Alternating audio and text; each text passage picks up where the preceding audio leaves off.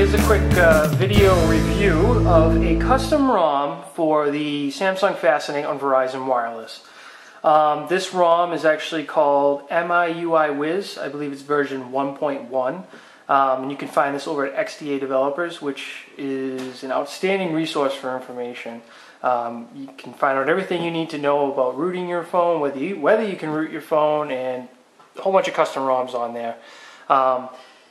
This particular ROM right here basically tries to give you the look and feel of the AOSP version of MIUI. Because the Fascinate is not, officially supported right now by MIUI, and it's been tough getting it ported over. So this is really a great job by the devs to basically get that look and feel and have everything working perfectly. So let me go ahead and unlock this phone. First thing you'll notice is this is the AOSP lock screen, so let's go ahead and unlock that. Now that can be changed later on, and I'll show you how to do that.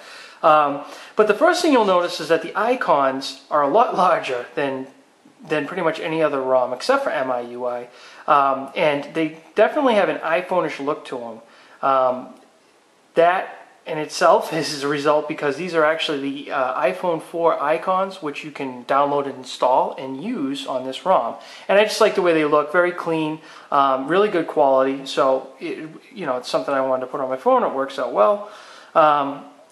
So the biggest difference, I guess you could say, between this and other ROMs is, one, you don't have an app drawer. Okay, so basically, all your applications as you download them are going to land on a screen. Okay, it's usually this, the first screen over to the right, or whatever screen you have the room for, they're going to dump onto. Okay, and then as this one fills up, it's going to go over to the next one and the next one. So that's one big difference. I mean, a lot of people love their app drawer. Personally, I'm not a big fan of it. I like to put things into folders, and the way that this ROM is set up, it's perfect for that. You don't have basically duplicate applications. You don't have an app drawer, so you're not gonna have apps in your app drawer and on your home screen. If you on, say, a stock ROM or your typical Android ROM, your applications are going to install and they're going to be in your app drawer, and then you're going to drag them onto your home screen, put them somewhere you want, but they're still going to be in your app drawer. So sometimes it just kind of, I think it's a little redundant. So I really do like having this set up the way it is. And basically what I've done is I've taken and I've made several different folders just to kind of organize things. I got a junk folder over here. This is my camera folder. This is travel, tools, and this is like, just random applications I use on a regular basis. And everything's organized, and it's all right down here in my tray, which comes with me to each home screen. So it's really nice. No matter what screen I'm at, I'm always going to have that available to me. The other thing is this comes installed with the Go Dev Team, Go Dialer, and Go SMS Pro. Okay, so it's a couple applications that they've put together. The Go Dev Team do a great job. A lot of you are probably familiar with both of those because they can be downloaded from the Android market, but they come right with the ROM, which is nice. And the Go SMS, you just have to disable the notifications, because it does come with the stock MMS application, so you just have to disable the notifications on that, just like you would any other time you install a third-party SMS, MMS application. You basically just have to disable your notifications so you don't get double notifications. So you want to do that on your stock notification. And then you got the Go Dialer here, which it's pretty cool. You can do themes with it and stuff like that. And again, it's something that you can download from the Android market, but it's nice to have it come with this ROM.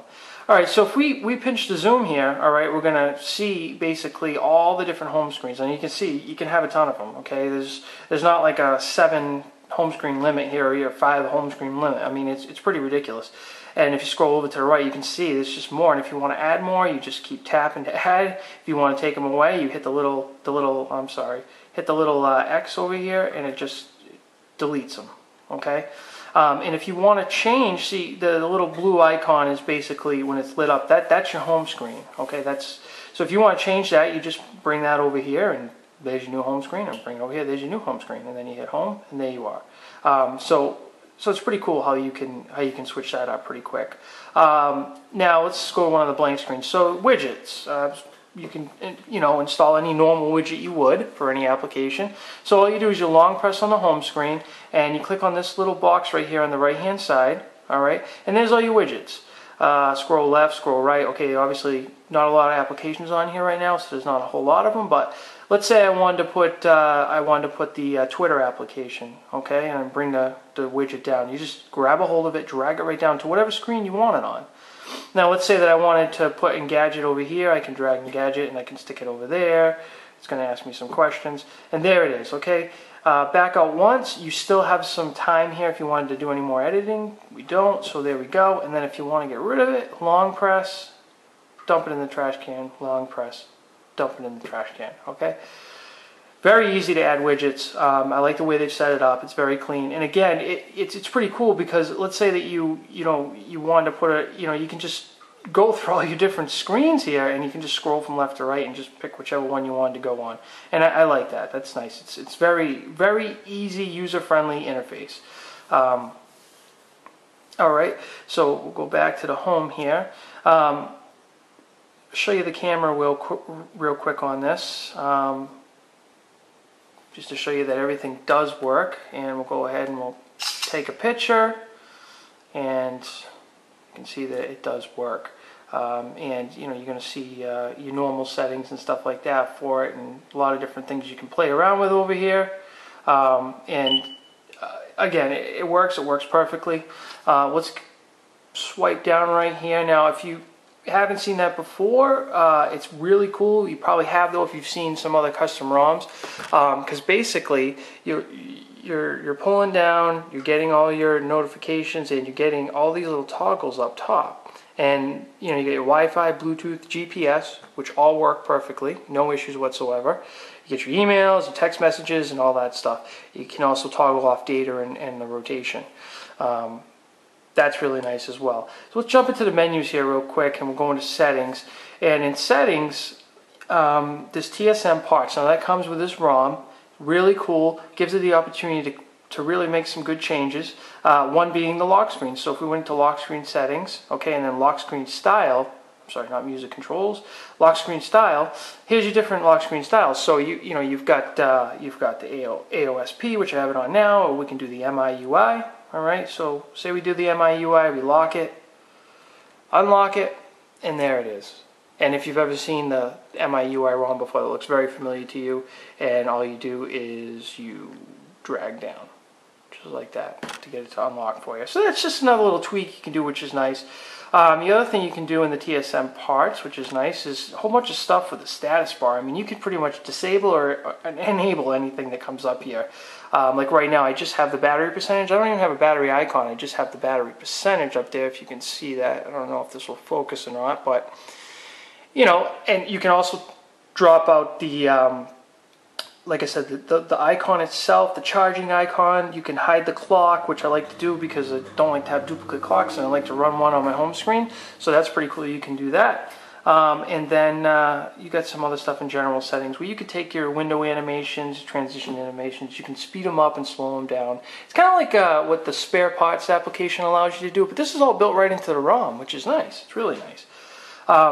Everything's really snappy on this ROM. I don't see any slowdown, and the battery life on it is fantastic. I mean, I'm getting outstanding battery life with this. And you can, there's a couple different kernels you can choose from, so you can try different ones and see which one works for you.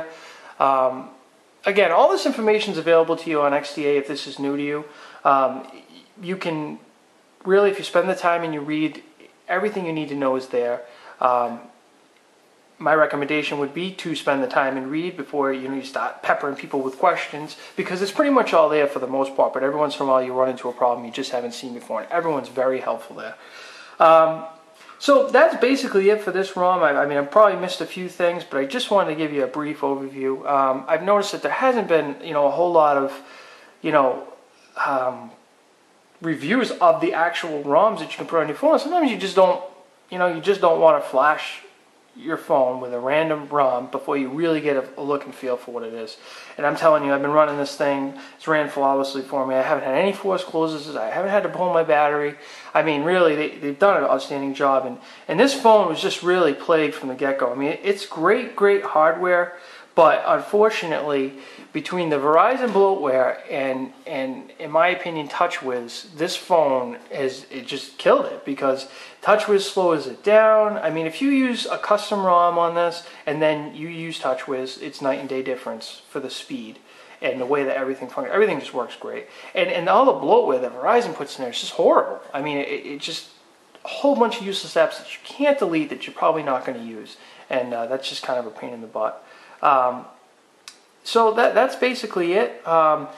If you, honestly, I'm going to be moving on to the Droid Incredible 2. Hopefully that gets rooted pretty soon, and I'll have an opportunity to start flashing some ROMs. I'll do some reviews on that. But if there's another ROM you would like to see, leave me a comment below, and I've pretty much put most of them on there that are available right now.